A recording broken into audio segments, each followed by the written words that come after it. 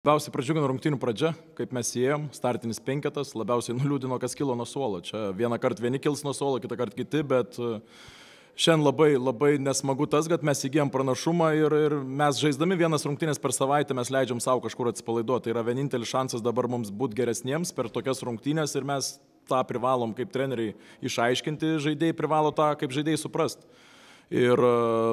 O šiaip iš rungtynių tai džiugino, kaip žaidėjai reagavo antroji rungtynių pusėje po didžiosios pertraukos į pirmą, kur praleidom 42 taškus, buvo geresnės rankos, buvo protingesnės pražangos, buvo geresnės atsitverimas, kontroliavom kamuolius žymiai geriau negu pirmoji rungtynių pusėje. Tos rungtynių eigoje išvados žaidėjų padarytos džiugina, bet nedžiugina tas, kad, sakau, kai mes tos atsipalaidavimus padarom, gali mums tai labai skaudžiai kainuoti, žymiai svarbesnėse rungtynėse ir to mes privalom mokintis išvengti.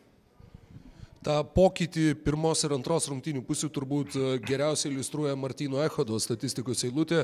4 pražangos jau antram rungtynių kėlinuke, tačiau vėliau 17 naudingumo balų antroje pusėje, sugebėjimas neužsidirbti tos 5 pražangos. Ir ar būtent, sakykime, jo tas išėjimas ir iliustravo tai, kaip pavyko pakeisti komandos nusiteikimą ilgosios pertraukos metu? Martynas dabar mums rytų yra žiauriai svarbus. Ir tai turbūt ir apibūdina tą mūsų skirtumą, kaip mes elgiamės pirmoji rungtynių pusė ir kaip mes elgiamės antroji. Tai Martynas šaunuolis, kad sureagavo teisingai į didžiąją pertrauką ir parodė tikrą savo veidą, o paskui jį sekė ir komanda. Tai pasikartosiu, labai svarbus žaidėjas mums ir mums reikia jo išėjimo nuo pat rungtynių pradžios. Nes sakau, bus tokių rungtynių, kur mes būsim skaudžiai nubausti, jeigu kažkas leis savo išeit taip biški naiviau.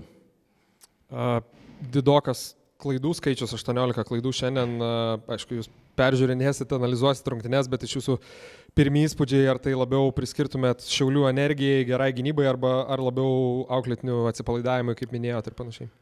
Labiau priskirčiau, tai yra kategorija kelių klaidų. Pirma klaidų kategorija tai yra Šiaulių, kaip ir minėjot, gynyba, kur tie tokie random trepai, atsitiktiniai dvigubinimai aikštelės viduryje.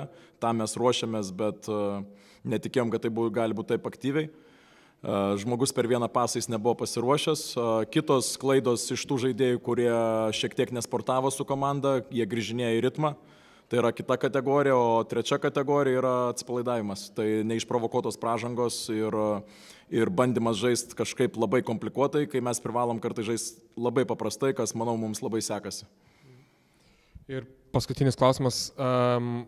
Minėjot po rungtynių trumpam interviu, kad praradot Margirį Normantą, gal galit pasidalinti daugiau, būtent kokios sveikatos problemos?